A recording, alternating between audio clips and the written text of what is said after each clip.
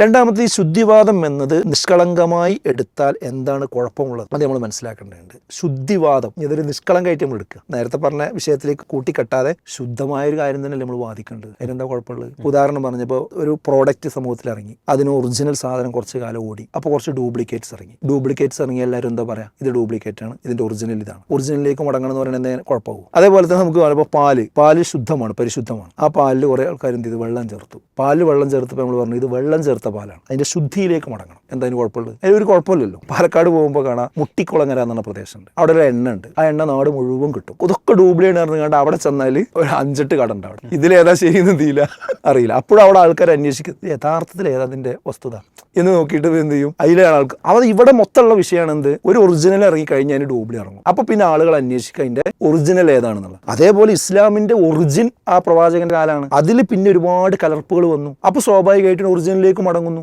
എന്തായാലും കുഴപ്പമുള്ളത്? അപ്പൊ ഇദ്ദേഹത്തെ പോലുള്ള ആള് അത് പ്രശ്നവൽക്കരിച്ച് പറയേണ്ട യാതൊരു കാര്യമല്ല. പിന്നെ കലർപ്പുകളെ സ്വീകരിക്കുന്നതാണ് ശരിക്ക് തെറ്റ്, കലർപ്പുകളെ ഒഴിവാക്കുന്നതാണ് എന്ത് ശരി, മനസ്സിലാക്കണം. പിന്നെ മൂന്നാമത്തെ കാര്യം എന്താ വെച്ചാൽ മുസ്ലിങ്ങളെ കുഴപ്പത്തിൽ ചാടിക്കുന്നതാണ് എന്ന രീതിയിലാണ് അദ്ദേഹം ഇത് ആഖ്യാനിക്കുന്നത്. അതായത് ഈ ശുദ്ധിവാദം എന്ന് പറഞ്ഞു വെച്ചിട്ട് ഇതെന്തോ ഇവിടുത്തെ കേരള മുസ്ലിങ്ങൾ ആകെന്തോ ഒരു കുഴപ്പത്തിലേക്ക് കൊണ്ടുപോകുന്നു എന്നാണ് എന്ത്, അതാണ് ഞാൻ പറഞ്ഞ അപകടകരമാണ് പറഞ്ഞ് സ്ഥാപിക്കുന്ന കാര്യം എന്ന് പറഞ്ഞത്. ഇവിടെ നമ്മൾ മനസ്സിലാക്കേണ്ടത് വെച്ചാൽ ഇത് അദ്ദേഹം തിരിച്ചറിയേണ്ട ഒരു കാര്യമാണ്. ഈ മുൻഗാമികളിലേക്ക് മടങ്ങണം എന്ന് പറയുന്നത് അപകടം അല്ല ഉണ്ടാക്കുക, അത് സുരക്ഷയുടെ കവചമാണ്. ഞാൻ നേരത്തെ പറഞ്ഞു, ഇവിടെ ഇസ്ലാമിന്റെ പേരിൽ തെറ്റായ വിശ്വാസങ്ങളും ആചാരങ്ങളും നിലപാടുകളും പ്രചരിപ്പിക്കപ്പെടുമ്പോൾ ഇതിൽ ഏതാണ് ഇസ്ലാം ഏതാണ് ഇസ്ലാം അല്ലാത്തത് എന്നുള്ള കൺഫ്യൂഷൻ വരുമ്പോൾ സ്വാഭാവികമായിട്ടും എന്ത് ചെയ്യും, അതിന്റെ ഒറിജിനലിലേക്ക് നമ്മൾ മടങ്ങും. അത് മടങ്ങിക്കൊണ്ട് ആ കാര്യങ്ങൾ എന്ത് ചെയ്യും, നമ്മൾ കൃത്യമായിട്ട് മനസ്സിലാക്കിയെടുക്കും. അത് തർക്കമുണ്ടായാൽ പ്രഥമ സംബോധിതരിലേക്കാണ് നമ്മൾ മടങ്ങേണ്ടത്.